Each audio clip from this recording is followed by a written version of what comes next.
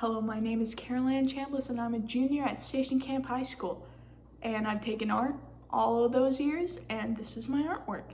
So starting off with this is a replica of Praying Hands by Albrecht Dürer. I don't know how to pronounce his name, so here. It was done on a regular 8x10 sheet of paper, done with the grid method and cross-hatching.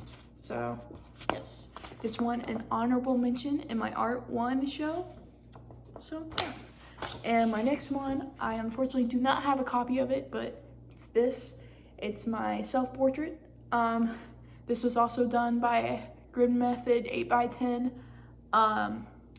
This one also won an honorable mention in Art 1 show, and the project was to do something that represents you. So I like books, I like to read, so put a book on my head. And yes, my next project in Art 1 was actually this thing hanging up here. It's a oil pastel of the landscape of the Smoky Mountains. Here's a better picture of it. I made it for my dad because he loves to hike up there, and clearly he liked it. And that won first place in my Art 1 show. So, yes. Let's see, my next one. This was in my advanced art class. It was the first painting I've ever done. It's a portrait of the protagonist of Red Dead Redemption. So, that's my favorite video game. It's about outlaws and cowboys. So, I tried to make it similar to a bounty poster. Wanted Dead or Alive with the frayed edges. So, yes. Next one. This was made with oil paint and 20 by 24 inches. Next one is my lovely dog. This is Scout. Yes, here, this was also done by oil paint, 20 by 24. I did the blue background to contrast his the orange of his fur. So yes, my dog. The next one I'm really proud of is this. I call it cultural eradication. It's supposed to symbolize the pain and suffering that Native Americans went throughout United States history. The knife represents the U.S., causing them pain.